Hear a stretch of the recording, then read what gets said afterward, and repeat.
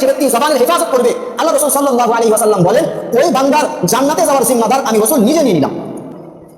শেখ আলবানী রাহিমাহুল্লাহ তার কিতাব সিলসিলাতুল আহাদিস সহিহা এই কিতাবের 2841 নম্বর হাদিস হযরত আনাস ইবনে মালিক রাদিয়াল্লাহু তাআলা আনহু বলেন قال رسول الله صلى الله عليه وسلم لا يستقيم ايمان عبد حتى يستقيم قلبه। কোন বান্দার ঈমান ততক্ষণ পর্যন্ত পূর্ণাঙ্গ হবে না, যথাযথ হবে না, যতক্ষণ পর্যন্ত তার কলব ঠিক না হবে। ওয়ালা ইয়াস্তাকিমু কলবুহু হাত্তা ইয়াস্তাকিমা লিসানুহু। আর কোন ব্যক্তির কলব ততক্ষণ পর্যন্ত নিরাপদ থাকবে না, ততক্ষণ পর্যন্ত ঠিক হবে না, যতক্ষণ পর্যন্ত তার জবান ঠিক না হবে। তার মানে জবান ঠিক, কলব ঠিক, কলব ঠিক, ঈমান ঠিক। যার জবান ঠিক নাই তার কলব ঠিক নাই, আর যার কলব ঠিক নাই তার ঈমানও ঠিক নাই।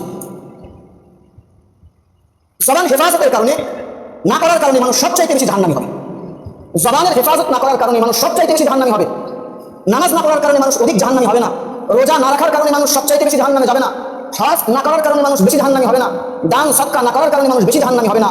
সবচাইতে মানুষ বেশি জাহান্নামী হবে জবানের হেফাজত না করার কারণে। হাদিস শরীফের ভিতরে এসেছে সুনান তিরমিজির বর্ণনা 2 নম্বর খণ্ড 21 নম্বর পৃষ্ঠা 2004 নম্বর হাদিস। রাসূলের অন্যতম একজন সাহাবী হযরত আবু হুরায়রা রাদিয়াল্লাহু তাআলা আনহু বলেন সাইয়্যিদুনা রাসূলুল্লাহ সাল্লাল্লাহু আলাইহি ওয়াসাল্লাম আন আকসারি মা ইয়াদখুলুন নাসুন নার।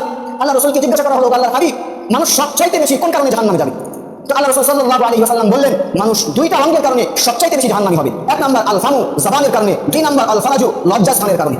তাহলে সুনান তিরমিজির এই বর্ণনা থেকে আমরা বুঝলাম মানুষ রোজা না রাখার কারণে অধিক জাহান্নামী হবে না, নামাজ না পড়ার কারণে অধিক জাহান্নামী হবে না, হজ না করার কারণে মানুষ অধিক জাহান্নামী হবে না। মানুষ সবচাইতে বেশি জাহান্নামী হবে জবানের হেফাজত না করার কারণে। পক্ষান্তরে যে ব্যক্তি জবানের হেফাজত করবে আল্লাহ রাসূল সাল্লাল্লাহু আলাইহি ওয়াসাল্লাম বলেন ওই বান্দার জান্নাতে যাওয়ার জিম্মাদার আমি রাসূল নিজে নিয়ে নিলাম।